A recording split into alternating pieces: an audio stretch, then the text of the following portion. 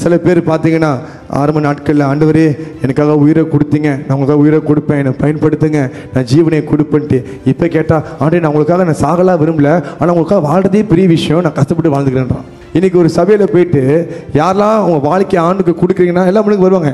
யாரெல்லாம் ஆண்டுக்கு சாக போனால் எவனும் வரமாட்டான். ஏன் பாச நான் அவசரப்பட்டு நான் வந்து நிற்கணும்னு கேட்பான். ஆனால் ஆதிரத கிறிஸ்துவங்க இயேசு ஏற்றுக்கொண்டு இனி நான் வாழ்ந்த நாளில் இல்லை இயேசு வாழ்கிறேன்னு சொல்லி ஜீவனை கொடுக்குறது நின்றாங்க.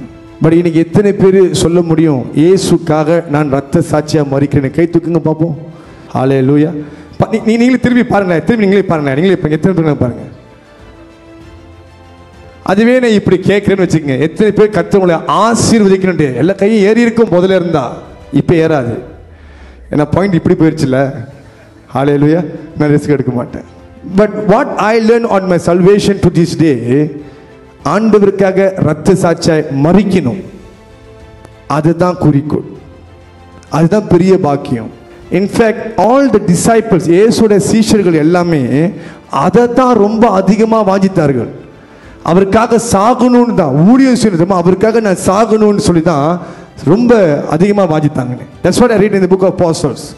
அவங்கள முதல் தடவை போய் பிடிச்சிட்டு போயிட்டு ஜெயிலில் அடிக்கும் பொழுது அடி வாங்கின அத்தனை பேர் வந்து வீட்டுக்கு வந்துட்டு சந்தோஷமாக செலிப்ரேட் பண்ணிருக்காங்க. வேதனை நாங்கள் பங்கு எடுத்திருக்கோம், we took part in the suffering of Christ அப்படின்னு சொல்லி. ஹல்லேலூயா.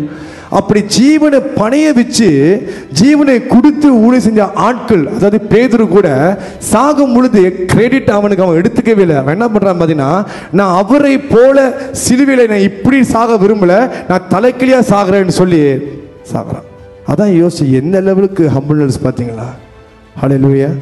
அவருக்காக வாழ்றது பெரிய பாக்கியம். இன்னைக்கு நம்ம ஏதாவது ஒரு ஊழியத்தை செஞ்சுட்டோமா, we are expecting credit. நான் நிறைய ஊழியர்களை நான் பார்க்குறேன், இன்னைக்கு இந்த காலத்தில் பார்க்குறேன், கிரெடிட் எதிர்பார்க்குறாங்க. எங்களை ஏன் அப்ரிஷியேட் பண்ண மாட்டீங்க, எங்களை ஏன் நீங்கள் இது பண்ண மாட்டீங்க. பட் அந்த டைமில் அதுக்கு நாங்கள் பாத்திரனே இல்லை, எங்களுக்கு நீங்கள் தேங்க்யூ சொல்கிற அளவுக்கு நாங்கள் பாத்திரனே கிடையாது. we are just a servant of God. அதான் ஊழியக்காரோட தன்மை. ஹல்லேலூயா.